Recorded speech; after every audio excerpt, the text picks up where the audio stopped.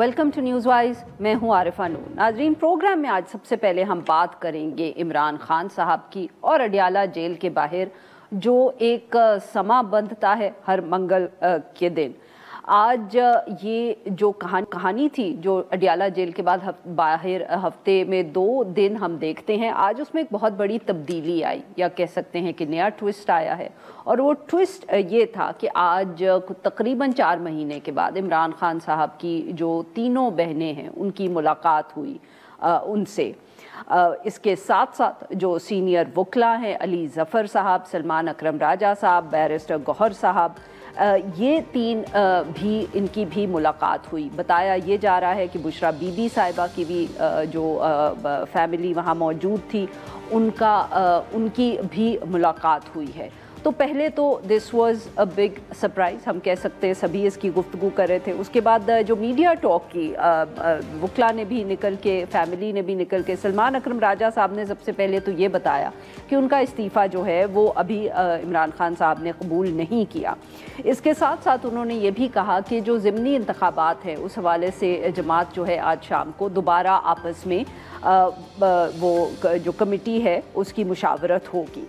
अलीमा खान साहिबा ने भी तफसील से आज मीडिया से गुफ्तगू की और उसमें उन्होंने बताया कि ज़िमनी इंतखाबात का जो मामला है वो अभी हल नहीं हुआ, पहले पार्टी में मुशावरत होगी, उसके बाद इमरान खान साहब से दोबारा होगी। इसके साथ साथ अलीमा खान साहिबा ने ये भी बताया कि इमरान खान साहब ने ये हिदायत दी है कि जो नेशनल असम्बली की कमिटीज़ हैं सब मेंबर्स उससे इस्तीफ़ा दे दें। ये भी कहा जा रहा है कि जो इमरान खान साहब हैं उन्होंने अब भी यही कहा है कि ख़ास तौर पे सेनेट में और जो नेशनल असम्बली में अलामा नासिर राजा साहब और माफ़ करिएगा महमूद खान अचकज़ई साहब, इनको अपोजिशन लीडर्स के तौर पे नॉमिनेट किया जाए। ये आज की बहुत बड़ी डेवलपमेंट्स हैं और इन पे बात करने के लिए आज हमारे साथ मौजूद हैं अली ज़फ़र साहब, सीनियर रहनुमा हैं पाकिस्तान तहरीक इंसाफ और ऑब्वियसली बहुत जाने माने वकील भी हैं। Welcome to the show Ali Zafar साहब। सर, सबसे पहले तो ये बताएं कि ये आप लोगों की मुलाकात कैसे हुई? क्या आप लोगों को मालूम था, एक्सपेक्ट कर रहे थे कि कोई तब्दीली ये आ गई है? तब्दीली आ नहीं रही, आ गई है। आपने सही लफ्ज़ इस्तेमाल किया कि तब्दीली लग रही थी आज, क्योंकि हम एक्सपेक्ट नहीं कर रहे थे। जिस तरह मामूल के तौर पे हम सारे जाते हैं, इंक्लूडिंग अलीमा खान बीबी और उनकी जो हमशीरा हैं, और यही होता है कि 4-5 घंटे बैठ के फिर हम आ जाते हैं। मुलाकात नहीं होने दी जा रही थी, किसी की 2 महीने से, किसी की 3 महीने से, किसी की 4 महीने से। लेकिन आज अचानक पहले मुझे जाने दिया, उसके 5 मिनट बाद बाकी वकला चले गए और उसके 3-4 मिनट बाद तीनों बहनें भी आ गई। तो ये बड़ी सॉर्ट ऑफ हमने देखा एक दूसरे की तरफ और मुस्कुराए भी, और खान साहब भी मुस्कुराए, और फिर हमने इधर उधर देखा कि ये तो अजीब बात हो गई। तो आप सही कह रही हैं कि तब्दीली आई थी और हम सारे एक्सपेक्ट नहीं कर रहे थे। अच्छा सर, अब ऑब्वियसली अगर आप लोग एक्सपेक्ट कर भी रहे थे तो आप मुझे तो नहीं बताएंगे ना? नहीं, जेन्युइनली एक्सपेक्ट नहीं कर रहे थे, वरना मैं आपको ज़रूर बताता। और मेरा ख्याल है कि बड़ा अच्छी खुशाइन बात है, होना भी ये चाहिए था। और मैंने जब जाके अदालत से बात की कोर्ट रूम से, तो उन्होंने कहा कि मैंने ऑर्डर लिखवा दिया था कि सारे जो हैं आप लोगों को इजाज़त दी जाए। उसके बाद कुछ थोड़ी ताख़ीर हुई। अच्छा सर, उनकी बेटियां नहीं, वो लेट आई, वो फिर भी उनको 1-2 बार रिक्वेस्ट करने के बाद उनको भी इजाज़त मिल गई। अच्छा सर, अब ये बताइएगा कि ऑब्वियसली ज़िमनी इंतखाबात के हवाले से अभी तक कोई फैसला नहीं हुआ, अगर आप उसका पहले बता लें।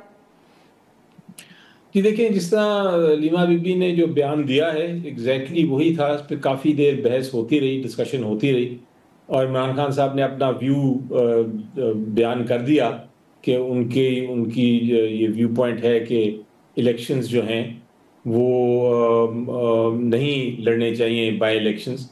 और उन्होंने फिर एक दोबारा से रिकंसिडरेशन के लिए भेजा हमारी पॉलिटिकल कमेटी को कि आप लोग दोबारा अपने इस पे गौर करें और मेरी ये जो رائے ہے اس کو بھی سامنے رکھیں. ٹھیک، تو سر اس کے بعد پھر آپ لوگ عمران خان صاحب سے بات کریں گے یا آپ لوگ جو مشاورت کے بعد فیصلہ کریں گے that will be the final decision? نہیں، آج رات 9 بجے ہوگی ابھی میٹنگ، اور اس کے بعد کل عمران خان صاحب دوبارہ ملاقات ہے میری، تو ان کو پھر جو بھی فیصلہ ہے وہ بتایا جائے گا، اور اس کے بعد الٹیمیٹلی فیصلہ انہوں نے کرنا ہے. یعنی کہ سر آپ بدھ کو بھی عمران خان صاحب سے ملاقات کریں گے؟ جی، میں بدھ کو بھی انشاءاللہ کوشش تو کریں گے، اگر یہی تبدیلی رہی تو ملاقات بھی ہو جائے گی. اچھا سر، یہ بتائیں کہ کیا جو اپوزیشن لیڈر کے حوالے سے بات ہوئی ہے اس پہ عمران خان صاحب نے کوئی فائنل فیصلہ کیا ہے، and what is the decision?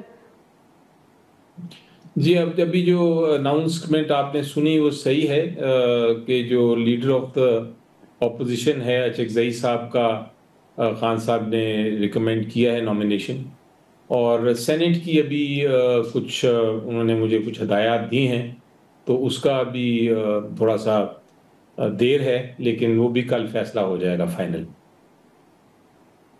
اچھا، تو سر اب وہ والی بات نہیں ہے کہ کچھ انتظار کیا جائے گا کہ عمر ایوب صاحب کے کورٹ کیس کا کیا فیصلہ ہوتا ہے؟ the nomination of اچکزئی صاحب will be immediate.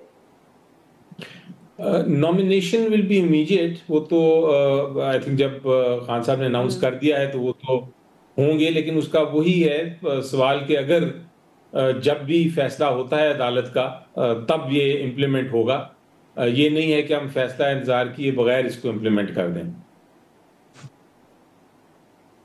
بالکل صحیح. اور سر جو یہ علیمہ بی بی صاحبہ نے فرمایا کہ عمران خان صاحب نے کہا کہ آپ لوگ نیشنل اسمبلی کی کمیٹی سے استعفے دے دیں، یہ بھی فائنل فیصلہ ہے؟ جی، یہ بالکل فائنل فیصلہ ہے، وہ درست انہوں نے بیان دیا اس کا. عمران خان صاحب نے بڑا واضح طور پہ یہ کہا ہے کہ یہ نیشنل اسمبلی کی جو کمیٹیز ہیں وہاں سے ریزگنیشن کرنی ہے سب نے. تو سر یہ ایک تو اس کی منطق ہمیں سمجھائیں، اور دوسرا یہ کہ یہ کب آپ لوگ استعفے دے دیں گے؟ میرا خیال ہے کہ اب تو امیڈیٹ فیصلہ چونکہ ہے تو اس کو اگلے چند دنوں میں یہ امپلیمنٹ بھی ہو جائے گا، اس پہ عمل درآمد کیا جائے گا. اور اس کا منطق یہی ہے کہ جو کمیٹیز ہماری نیشنل اسمبلی کی چل رہی ہیں، خان صاحب کا خیال ہے کہ وہ کوئی مثبت رول نہیں ان کی بات مانی نہیں جا رہی، وہ جو رولنگز دیتے ہیں اس پہ عمل درآمد نہیں ہو رہا، تو ان پروٹیسٹ انہوں نے کہا ہے کہ ان کو آپ ریزائن کریں.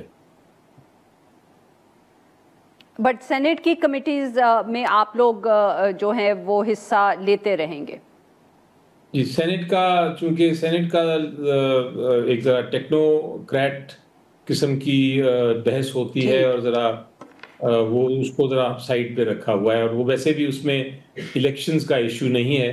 الیکشنز کا ایشو نیشنل اسمبلی کے ساتھ منسلک ہے، جو دھاندلی الیکشن ہے اور جو ڈسکوالیفیکیشنز ہیں وہ وہاں ہو رہی ہیں، اور بائی الیکشن بھی وہاں ہو رہے ہیں، تو یہ اس کی ساتھ اس کا تعلق ہے پروٹیسٹ کا، جس میں کمیٹی سے ریزائن کیا جا رہا ہے.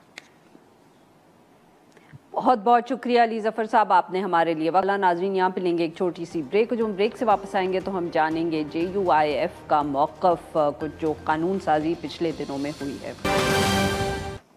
ویلکم بیک ناظرین، پروگرام کے اس حصے میں ہم JUIF کا موقف جاننے کی کوشش کریں گے کچھ امپورٹنٹ ایشوز پر.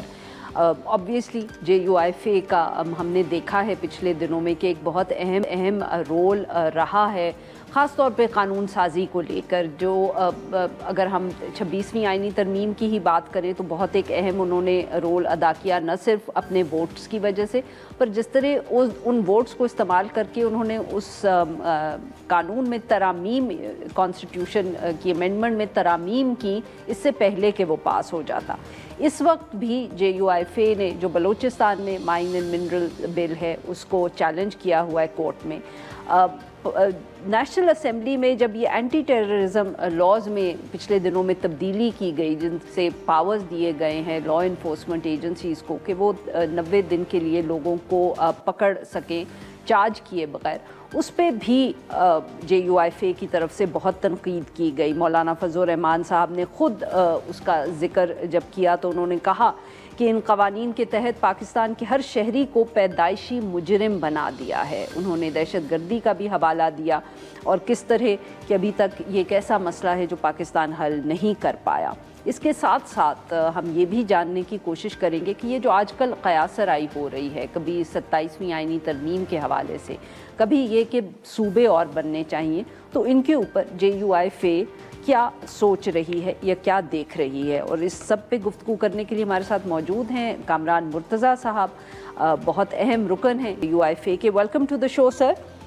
कामरान साहब, सबसे पहले तो सर ये बताइएगा कि सर ये जो अभी पिछले दिनों में कानून साजी हुई हमारी नेशनल असेंबली और सेनेट में, जो तरमीम की गई है एंटी टेररिज्म लॉ पे, तो सर आप लोगों ने इसके ऊपर तनकीद भी की इसको, मगर क्या आप आगे कुछ इस पे आप सोच रहे हैं, कुछ इसको आप कोर्ट्स में चैलेंज करेंगे, जैसे बलूचिस्तान में भी आपने एक कानून को चैलेंज किया हुआ है? इसी तरह के इसी कानून को जो है ये पहले सूबे की हद तक पास हुआ था, और जब सूबे की हद तक पास हुआ था तो फिर मैंने इसको अपनी ज़ाती हैसियत में चैलेंज किया था, क्योंकि बलूचिस्तान असम्बली में तो इसमें मेरा कोई किरदार नहीं था। तो मासवा इसके कि मैं उसको आर्टिकल 8 के पैरामीटर पे लाता, तो मैं आर्टिकल 8 के पैरामीटर पे ला के या बाकी जो उसकी प्रोविज़न है दस्तूर की, उनके साथ जो है उसको उनका मुवाजना करके कि किस तरह से कौन कौन से हकूक़ जो है वो आम पब्लिक के, बुनियादी हकूक़ आम पब्लिक के जो है मुतासिर हो रहे हैं, तो वो यहाँ पे चैलेंज किया हुआ था। मीनवाइल ये डेवलपमेंट हो गई कि इसको पूरे पाकिस्तान पे उन्होंने कहा कि डिस्क्रिमिनेशन हो रही है, बलूचिस्तान के साथ सिर्फ नहीं होना चाहिए, पूरे पाकिस्तान पे जो है ना उन तब सब की जो है ना बुनियादी हकूक़ लिए जाने की कोशिश की जानी चाहिए। तो वो फिर जब नेशनल असम्बली में आया तो मौलाना ने ख़ुद इसको जो है रेजिस्ट किया, और इस ग्राउंड पे कि ये असूल तो ये है कि हर शख्स इनोसेंट है अनलेस कॉन्ट्रेरी इज़ प्रूव्ड, मगर यहाँ पे पाकिस्तान में तो आपने ये कर दिया कि हर शख्स मुल्ज़िम है अनलेस कि कॉन्ट्रेरी इज़ प्रूव्ड। तो ये एक अजीब सी बात वो हो गई है। फिर हमने 2 काउंट्स पे इसको चैलेंज किया था। एक आर्टिकल 9 के पैरामीटर पे हमने इसको चैलेंज किया था कि लाइफ और लिबर्टी के मुताबिक तो इसकी नहीं है, और दूसरा हमने ये कहा था कि इसको ले जाइए इस्लामी नज़रियाती काउंसिल, मगर वो दोनों जगह पे इसको ना उस इस्लाम के उसके ऊपर कोई टेस्ट करने के लिए तैयार था और ना किसी बुनियादी हकूक़ के जो है टेस्ट से गुजारने के लिए तैयार था। तो बदकिस्मती से ये कानून कौमी असम्बली से भी पास हुआ, फिर सेनेट में आया, सेनेट में भी JUI ने रेजिस्ट किया, और रेजिस्ट करने के बाद हमने अपनी अमेंडमेंट्स दी, क्योंकि वहाँ आर्टिकल 10 का जो है ऐसा इस्तेमाल हुआ था वो जिसमें कोई चीज़ जो है वो मिला दी जाए और पता ना चले, लोगों को ये बताया जाए कि हमने कहा है कि आर्टिकल 10 जो है ना यहाँ पे भी अप्लाई करेगा, मगर ये तो प्रिवेंटिव डिटेंशन है। इसमें आर्टिकल 10 का 1 और 2 जो है वो तो आर्टिकल 3 जो है ना प्रिवेंटिव डिटेंशन को जो है वैसे ही वो कर रहा है, तो उसको और मज़ीद ख़राब किया हुआ था उन्होंने। तो वो हमने जो है ना जानबूझ के कुछ जो है ना वो चीज़ें बीच में शामिल की।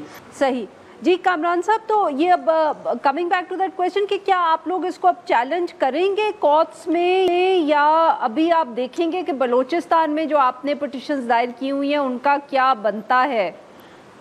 मैं बलूचिस्तान में उस पिटिशन के इंतज़ार में हूँ कि उसके ऊपर जो है ना वो क्या कोर्ट का माइंडसेट क्या है, क्या कोर्ट भी जो है ना वो अवाम के बुनियादी हकूक़ जो है उसके ऊपर जो है उसको इस मामले में देखती रह जाएगी।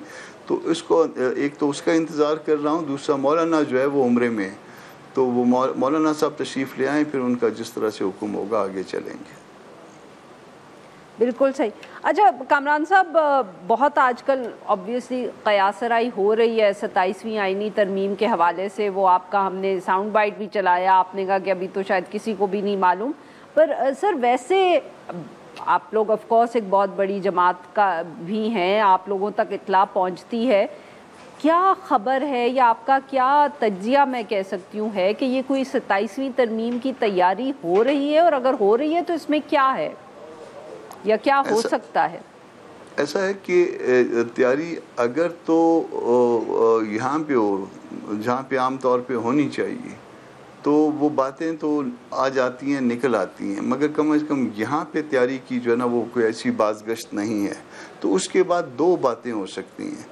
ایک تو نان ایشوز کی طرف جان بوجھ کے جو ہے نا نان ایشو کو جو ہے نا چھیڑ دیا جائے تاکہ ایشوز کی طرف پبلک کی توجہ نہ جائے، ایک تو یہ بات ہو سکتی ہے. اور دوسری جو کہ وہ ہم نے اس کو ڈائلیوٹ کروا کے 26 امینڈمنٹ کو جتنا کمزور کیا تھا اس کو کہیں پہ جا کے وہ میٹ ود کرنے کی کوشش کی جائے، یا پھر یہ صوبوں والا جو مسئلہ چھیڑا گیا ہے یہ بھی اس میں لایا جائے، کیونکہ 18th امینڈمنٹ یہ کھٹکتی ہے ان کو. تو یہ ایک ایسی تکلیف دہ بات ہے کہ اگر یہ گورنمنٹ نے یا سسٹم نے اس کو نگلنے کی کوشش کی تو یہ ایسی ہڈی ہے کہ کہیں پھنس جائے گی. پر سر صوبوں کا آپ نے خود ہی ذکر کر دیا، تو آپ کی بات سے کیا میں یہ سمجھوں کہ آپ یا JUIF اس حق میں نہیں ہیں کہ اور صوبے بنے؟ JUI کا مزاج یہ ہے کہ JUI کے سامنے جب کوئی رسمی طور پہ چیز آتی ہے تو پھر اس پہ ڈیلیبریشن شروع ہوتی ہے، اور اس وقت تک چونکہ رسمی طور پہ کوئی چیز نہیں آئی ہے، کچھ لوگ اس کا انکار کرتے ہیں، کچھ اقرار کرتے ہیں، تو چونکہ یہ چیز رسمی طور پہ سامنے نہیں آئی تو ابھی تک ڈیلیبریشن JUI میں نہیں ہوئی. مگر ذاتی طور پہ میرا اپنا موقف جو ہے یہ ہے کہ اس سے ملک کا بہت بڑا نقصان ہوگا، اور شاید ایسا نقصان اس سے ملتا جلتا نقصان اللہ نہ کرے، اللہ کرے کہ میری بات غلط ہو، جیسا کہ 70s میں ہو چکا ہے. پر اس کی کیا وجہ سر، آپ اتنی سخت بات کیوں کہہ رہے ہیں؟ کیونکہ مطلب کہ لوگوں کا تو جو لوگ آرگیو کرتے ہیں وہ تو سر ہمیں یہی بتاتے ہیں نا کہ زیادہ صوبے ہوں گے تو حکومت لوگوں کے قریب ہوگی، اور قریب ہوگی تو کام جلد ہوگا. ایسا ہے کہ بعض یہ صوبوں کے نام جو ہیں وہ کہیں نہ کہیں جو ہے نا لسان سے جڑے ہوئے ہیں، اور جب صوبوں کے نام لسان سے جڑے ہوئے ہوتے ہیں تو لوگوں کی اس لسان کے ساتھ ایک جذباتی اٹیچمنٹ بھی ہوتی ہے. اور آپ جب آپ اس صوبے کو کاٹنے کی جب کوشش کرتے ہیں تو سمجھا یہ جائے گا کہ آپ نے اس لسان کو، اس زبان کو کاٹنے کی کوشش کی ہے. یہ بات ذہن میں رکھیے گا، اور یہ دیکھیے کہ یہ خدا نہ خواستہ میں کہتا ہوں، میں دعا کرتا ہوں کہ میری بات غلط ہو، مگر مجھے یہ نظر آتا ہے کہ یہ اس کے بعد جو ہے نا یہ لسانیت کے معاملات اس ملک میں مزید بڑھ جائیں گے. سندھ میں جب آپ صوبے بنائیں گے وہ کہیں گے کہ سندھ پہ حملہ ہے. بلوچستان میں جب آپ یہ کریں گے یہاں ڈیمارکیشنز کے مسائل پیدا ہو جائیں گے، اور کیونکہ مختلف لینگوسٹک گروپس ہیں، اور وہ لینگوسٹک گروپس جو ہے نا وہ ان کے اپنے اپنے کلیمز ہیں، اور آپ پھر اس ڈیمارکیشن کے مسائل میں اتنا الجھ جائیں گے کہ اگلے جو ہے نا 5-7 سال جو ہے نا وہ آپ زبردستی بھی کر لیں، آپ سختی بھی کر لیں، اگلے 5-7 سال تک آپ اس معاملے سے جان نہیں چھڑا پائیں گے. بہت بہت شکریہ کامران صاحب، آپ نے ہمارے لیے وقت نکالا. ناظرین یہاں پہ لیں گے اسی بریک کو، جو ہم بریک سے واپس آئیں گے تو ہم بات کریں گے NFC کے حوالے سے. ویلکم بیک ناظرین. پروگرام کے اس حصے میں ہم ذکر کریں گے ایک بہت اہم ایشو کا، اور وہ ہے NFC. یہ پچھلے دنوں میں یہ اطلاع آئی کہ جو صدر ہیں آصف علی زرداری صاحب، انہوں نے جو 11th NFC ہے اس کو کال کر لیا ہے. یہ اب جب کمیشن بیٹھے گا تو اس کے اندر فیصلہ ہوگا اگلا جو فائنانس ایوارڈ ہے جو چاروں صوبوں کو ملے گا وہ کس طرح اس کا فیصلہ ہونا ہے.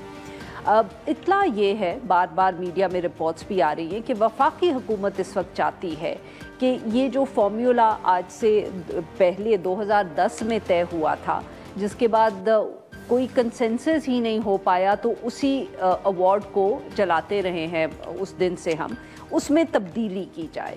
وفاقی حکومت کا موقف یہ ہے کہ اب پیسے اتنے زیادہ صوبوں کو چلے جاتے ہیں کہ وفاقی حکومت جو ہے اس کے پاس بالکل کوئی پیسے بچتے نہیں ہیں. بقول ان کے وہ صرف ٹیکس اکٹھا کر رہے ہیں، اور وہ جو ٹیکس ہے وہ صرف خرچ ہو رہا ہے، صوبے جو ہے وہ اس کو خرچ کر رہے ہیں جن کے اوپر ٹیکس اکٹھا کرنے کی اتنی ذمہ داری نہیں ہے. تو اب کوشش یا ضرورت اس چیز کی ہے کہ اس کو تبدیل کیا جائے. اب یہ تبدیل کس طرح کرنا ہے، اس پہ بہت سی قیاس آرائی ہو رہی ہے. کچھ لوگوں کا تو یہی خیال ہے کہ سب سے آسان یہی ہے کہ جو صوبوں کا حصہ جو جس کے اوپر فیصلہ کیا گیا تھا 2010 میں اس کو تبدیل کیا جائے اور ان کا حصہ کم کیا جائے تاکہ وفاق کے پاس پیسے ہوں. مگر کچھ اور بھی فارمولاز ہیں. کہیں سے یہ بھی خیال آیا ہے سامنے کہ پیسے مت کم کیے جائیں، کچھ جو وفاقی ذمہ داریاں ہیں ان کو صوبوں کو منتقل کر دیا جائے، جیسے بسپ ہے، بے نظیر انکم سپورٹ پروگرام، بہت اہم ایک پروگرام ہے، تو اس کو اس کی جو خرچے کی ذمہ داری ہے وہ صوبائی حکومتوں کو دے دی جائے۔ اسی طرح کچھ یہ بھی اس طرح کے بھی ویو سامنے آتا ہے کہ جو پیسے مل رہے ہیں صوبوں کو اس کو وابستہ کر دیا جائے ان کی جو پرفارمنس ہے یا صوبے کی پرفارمنس ہے صحت کے حوالے سے یا تعلیم کے حوالے سے۔ اور ایک اب نئی بات بھی سامنے آئی ہے، مطالبہ ہم کہہ سکتے ہیں یا خیال کہہ سکتے ہیں، اور وہ یہ ہے کہ یہ جو پاپولیشن کی بیسس پہ ڈیسائیڈ ہوتا ہے کہ ایک صوبے کو کتنا حصہ ملے گا، اس کو تبدیل کیا جائے۔ اہم بات یہ ہے کہ وفاق میں بھی کچھ لوگ جو ہیں انہوں نے اس خیال کا اظہار کیا ہے، اور پچھلے دنوں میں خیبر پختونخوا کی طرف سے بھی ایسی ہی آواز آئی ہے۔ ان دو ایشوز پہ گفتگو کرنے کے لیے آج ہمارے ساتھ موجود ہیں مزمل صاحب، ایڈوائزر ہیں فائنانس کے خیبر پختونخوا حکومت، اور ہمیں جوائن کیا ہے خرم حسین صاحب نے، صحافی ہیں، کامنٹیٹر ہیں اکنامک افیئرز پہ۔ ویلکم ٹو دا شو جینٹلمن۔ خرم صاحب اگر آپ اجازت دیں تو ذرا مزمل اسلم صاحب سے یہ شروع کرتے ہیں۔ مزمل صاحب یہ بتائیں سر کہ یہ جو آپ نے آبادی کے حوالے سے بات کی ہے، یعنی کہ پاپولیشن کی بیسس پر جو پیسے دیے جاتے ہیں آپ چاہتے ہیں کہ اس میں تبدیلی ہو، تو سر یہ تو بات وفاقی حکومت بھی کر رہی ہے، یعنی کہ پی ایم ایل این اور پاکستان تحریک انصاف دونوں اس وقت ایک پوائنٹ ہے یا ایک آپ لوگوں کا اتفاق ہو چکا ہے؟ جی بسم اللہ الرحمن الرحیم۔ سب سے پہلی بات تو میں آپ کو بتا دوں کہ یہ جو 7 NFC ایوارڈ ہوا تھا 7, 8, 9, 10 تو ہم نے جو ہے اس کو چھیڑا ہی نہیں۔ تو اگر یہ نون لیگ کا آئیڈیا ہوتا یا کنسیو کیا ہوتا تو بڑی اچھی بات تھی۔ یہ ایکچولی ہوا یہ میں آپ کو بتا دیتا ہوں کہ 18 مہینے سے خیبر پختونخوا حکومت کی ایک ہی ڈیمانڈ تھی فیڈرل سے کہ آپ جو ہے نا 10th NFC میں ہی جو ہے جب 25ویں ترمیم جو آپ کی ہو گئی تھی، مرج ایریا آ گیا تھا، تو ایگزسٹنگ فارمولے کے حساب سے اس کو ریسورسز دیں، نمبر 1۔ لیکن اس پہ جو ہے نا ہم نے اعتراضات بھی کیے، سب کچھ کیا۔ پھر ہم نے ہی خیبر پختونخوا حکومت نے اسی سال 2025 فروری میں ہم نے ایک NFC کانفرنس کرائی تھی، جس میں ہمارا مقصد یہ تھا کہ جو NFC اس وقت ہوا تھا تو اس وقت جو میکر میکر تھے، شوکت ترین صاحب، پیپلز پارٹی کے لوگ، وہ بیٹھے، اور پھر اس کے بعد ہم نے پینلز بنائے، اور اس پینلز میں ہم نے ڈسکشن لایا کہ آیا یہ جو NFC ہے یہ پاورٹی، ریونیو، بیکورڈنس اور جو ہے نا ریورس پاپولیشن ڈینسٹی اس میں، یا اس میں اور ویریبلز بھی ایڈ ہونے چاہیے۔ تو بات یہ سامنے آئی کہ دیکھیں جتنی یہ مطلب آبادی بڑھانے کا انسینٹو دے رہے ہیں آپ اس ملک کو کہ آپ جتنی آبادی بڑھائیں گے اتنا زیادہ شیئر ملے گا۔ پھر دوسرا آپ کا انسینٹو جتنی بیکورڈنس آپ بڑھائیں گے اتنی زیادہ، یعنی کہ آپ جو ترقی نہیں کرے گا اس کو زیادہ شیئر دیا جائے گا۔ تو یہ بڑے جیسے کہتے ہیں مذائقہ خیز قسم کی چیزیں۔ تو اس میں ہماری پہلی ڈیمانڈ اولین یہ ہے جو ابھی بھی میں آپ کے سامنے ریپیٹ کر رہا ہوں، سب سے پہلے 25 امینڈمنٹ کو جو ہے 25ویں ترمیم کو انکارپوریٹ کریں، خیبر پختونخوا کو مرج ایریا کو اس کا جو ہے ایز اے فائنینشلی اس کو جو ہے مرج کر کے اس کا حصہ وہ کر لیں۔ اس کے بعد یہ جو ہاریزونٹل ڈسٹریبیوشن ہے، آیا اس میں پاپولیشن کو یہیں پہ فریز کرنا ہے، آیا اس کو 82% سے 75% پہ لانا ہے؟ یہ جب اس 11 NFC میں بات چیت شروع ہوگی تو سارے ورکنگ پیپرز آئیں، اس میں کاسٹ اینڈ بینیفٹ انالیسس ہوں، اور کون سے ویریبل ایڈ ہو سکتے ہیں، فارسٹ، کلائمیٹ، ٹھیک ہے نا، ایجوکیشن، ہیلتھ، جو زیادہ اچھا پرفارم کرے اس کو جو ہے آپ ریوارڈ کریں۔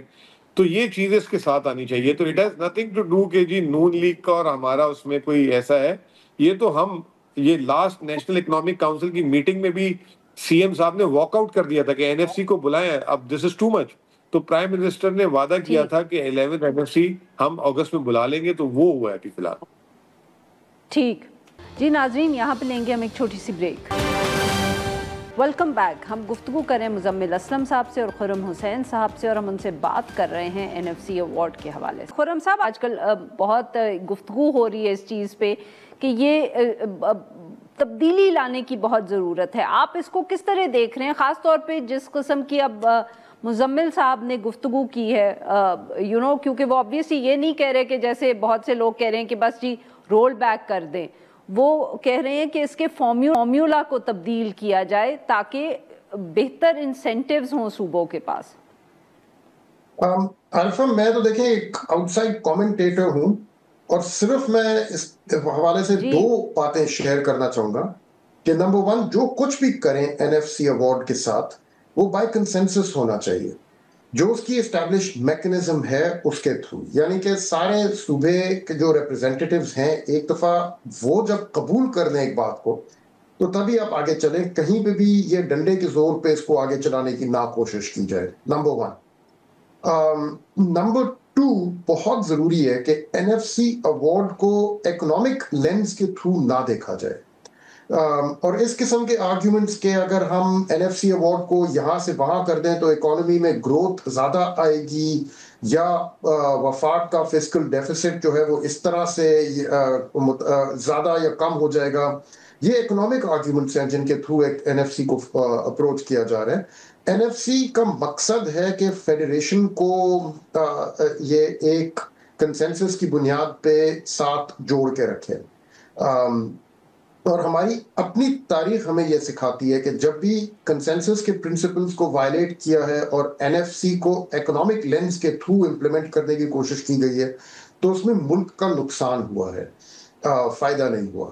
تو اب یہ چیزیں دو مائنڈ میں رکھتے ہوئے اگر کنسنسس کے راؤنڈ اس کی میکنزم اور اس کے جو ویٹیجز ہیں ان کو ایڈجسٹ کرنے میں کنسنسس بن جائے, by all means do it. اور اگر کوئی کنسنسس اس کی وجہ سے کچھ ریسورسز ادھر سے ادھر ہو جائیں, by all means late it happen, but the important thing is کہ جو بھی ہو کنسنسس کے تھرو ہو اور ڈنڈے کے زور پہ نہ کیا جائے. مزمل صاحب, آپ نے خرم صاحب کی بات سنی سر, کیوں وہ آپ کے خیال میں بار بار یہ کہہ رہے ہیں کہ ڈنڈے کے زور پہ نہ کیا جائے, کنسنسس سے ہی ہو؟ دیکھیں, یہ تو جو آپ لوگ ہمیں اخباروں میں لکھ کے بتا رہے ہیں یا ٹی وی کے پروگرام کر رہے ہیں تو وہ خرم صاحب نے اس کا خدشہ ظاہر کیا, بالکل ٹھیک خدشہ ظاہر کیا, کیونکہ ابھی تک تو نہ وفاق نے کسی کو ایسا لیٹر لکھا ہے نہ ایسی کوئی ڈنڈے کی زور تک ہمیں تو میڈیا کے تھرو ایسی باتیں سننے کو مل رہی ہے. اچھا, میں صرف دو اہم باتیں کرنا چاہوں گا. دیکھیں, چارج شیٹ اصل میں وفاق پہ بھی ہے. دیکھیں 2022 میں جب PTI کی حکومت ختم ہوئی تھی تو اس سال 3,900 روپے جو ہے 3,900 ارب روپے آپ کی ڈیٹ سروسنگ تھی. لاسٹ ایئر آپ جو ہے 9,800 بلین پہ چلے گئے اور صوبوں کو آپ نے 6,500 ارب دیا, تو آپ کی ڈیٹ سروسنگ صوبوں سے بھی زیادہ بڑھ گئی, جس کی وجہ سے وفاق ایک فائنینشیل کرنچ میں آ گیا. وہ آپ کہہ لیں کہ ایکسیسو بوروئنگ تھی, ہائر انٹرسٹ ریٹ تھا, جو بھی تھا. دوسری چیز, جب 18 امینڈمنٹ ہوئی تھی تو اس وقت آپ کا جو تھا ٹیکس ٹو GDP 10% تھا اور اب بھی 10% ہی ہے. تو وفاق نے ٹیکس ٹو GDP بھی نہیں چینج کیا. اگر ٹیکس ٹو GDP بڑھتا تو خود اس کی وسکل سپیس بنتی. تیسری چیز یہ کہ وفاق نے اپنی طرف زیادہ اس کے پاس ریسورسز ہوں. اسٹیٹ بینک کا لاسٹ ایئر پروفٹ تھا 3,500 بلین, وہ 100% وفاق نے رکھا. پھر پیٹرول کا سیلز ٹیکس ختم ہو کر اس کو پیٹرولیم لیوی کی شکل 20 روپے سے 80 روپے لیٹر کر دیا, جو 1,600 ارب سے اوپر بنتا ہے اماؤنٹ, وہ وفاق رکھتی ہے اپنے پاس. تو بہت ساری چیزیں جو پروونس کی طرف جانی چاہیے وہ بھی روکی گئی. ایک پروونسز پہ بات کی جاتی ہے, اپنا وہ ٹیکس نہیں بڑھاتے. پروونسز کے پاس صرف ایک ٹیکس کا ایریا ہے, ٹیکس آن سروسز. باقی ہر ٹیکس جو ہے وفاق نے اپنے پاس رکھا ہوا ہے, تو وفاق اس کو چھوڑنے کے لیے تیار نہیں ہے. تو پروونس کون سا ٹیکس؟ معاف کریے گا مزمل صاحب, آپ کی بات کاٹ رہی ہوں, بٹ ایگریکلچر کا ٹیکس تو آپ لوگوں کے پاس ہے نا, اور IMF کی شرائط کی وجہ سے آپ سب نے اس کے اوپر قانون سازی بھی کی ہے, خود سے نہیں کی. جی, وہ ایگریکلچر کا جو ٹیکس ہے وہ اتنا زیادہ, جسے کہتے ہیں آپ خیبر پختونخوا کی میں بات کر سکتا ہوں کہ خیبر پختونخوا میں جو ابھی نیا فارمولا ہے 95% لوگ ایگزیمپٹڈ ہو جاتے ہیں اس سے, کیونکہ average land parcel Khyber Pakhtunkhwa میں کسی کا 2 ایکڑ سے زیادہ ہے ہی نہیں. ٹھیک ہے, اب میں حیران ہوا, یہ بات ابھی سندھ والوں کی طرف سے بھی آئی کہ سندھ میں بھی ایوریج جو لینڈ ہے, کیونکہ پاپولیشن خاندانوں میں بڑھتی, وہ کہہ رہے ہیں 12-13 ایکڑ ہے. تو وہ جو ٹیکس کا پوٹینشیل ہے اس کا آؤٹ پٹ کو چھوڑ دیں, جو ٹیکس کا پوٹینشیل ہے ایگریکلچر کا, اگر صوبے کلیکٹ بھی کرتے ہیں تو وہ 15-20 ارب سے زیادہ نہیں ہے پورے پاکستان میں, جو صوبوں کی کیلکولیشن. خیبر پختونخوا میں تو ہے ہی نہیں نا, اس کا اسکوپ ہی نہیں ہے, کیونکہ we are not the agriculture province, everyone knows that. The point is کہ یہاں پہ جو دیکھنے کی ضرورت ہے کہ دوسری بات یہ کہ ہائر ایجوکیشن کیوں رکھا اپنے پاس اس زمانے میں, انہوں نے دے دیتے. آپ بسپ کی بات کر رہے ہیں, بسپ بھی جو ہے یہ آئی ایم ایف نے فیڈرل گورنمنٹ کو دیا, خرم صاحب اس کی تصدیق کریں گے, 2009-10 میں یہ آیا. اب وہ بسپ کو جو ہے وہ ڈسکنٹینیو کر سکتے ہیں, کر دیں, اور صوبوں کو کہیں آپ اپنی اپنی سارے جو ہیں بسپ پروگرام لے آئیں, تو یہ چیزیں ہو سکتی ہیں. بٹ پوائنٹ یہ کہ چارج شیٹ جو ہے اس وقت فیڈرل پہ زیادہ ہے ریلیٹو ٹو پروونس. بالکل صحیح.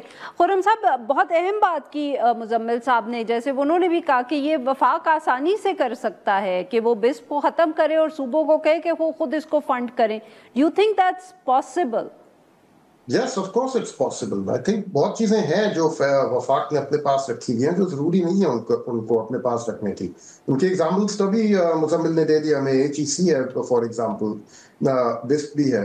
بائی آل مینس کر دیں, ان کو بھی ساتھ ساتھ ڈیوالو کریں, اور جو منسٹریز اب چلی گئی ہیں صوبوں کو ان کو اب آپ وائنڈ اپ کریں. لیکن وفاق جب تک اپنے اینڈ پہ اپنے ایکسپینڈیچرز کو کٹ کرنے کے لیے اس قسم کے سٹیپس لینے کے لیے تیار نہیں ہے, تو پھر آئی تھنک ان کی طرف سے کافی انفیئر ہے کہ صوبوں کی طرف بلیم ڈالیں کہ ان کی وجہ سے ہمارا جو معاشی خسارہ ہے وہ بڑھتا چلا جا رہا ہے. کیونکہ وفاق نے خود کوئی اپنی طرف سے بھی تیر چلا کے نہیں دکھایا. اپنی جو بھی ٹیکس بیسز ہیں ان کو ایکسپینڈ کرنے میں یا ان کو بلڈ ان کو گرو کرنے میں. تو اس لیے میں بھی بار بار یہ زور ڈال رہا ہوں اس پہ کہ ڈنڈے کے زور پہ اس کو چینج کرنے کی نہ کوشش کی جائے. اور ظاہر بات ہے جب بھی ڈنڈے کے زور پہ کام ہوتے ہیں تو ایڈوانس میں وارننگ دے کے اور رائٹنگ میں لیٹر لکھ کے تو نہیں آتے, یہ بیک روم کے تھرو ہی کیا جاتا ہے یہ سارا کام. لیکن صوبوں کے اوپر پریشر ڈال کے کہ وفاق کے مالی خسارہ بہت زیادہ ہو گیا تو اب آپ کو اس میں قربانی دینی ہوگی, اور اس NFC ایوارڈ کو رول بیک کرنے میں آپ خود اپنی کوئی منظوری ڈالیں, اس قسم کی چیز نہیں ہونی چاہیے پلیز.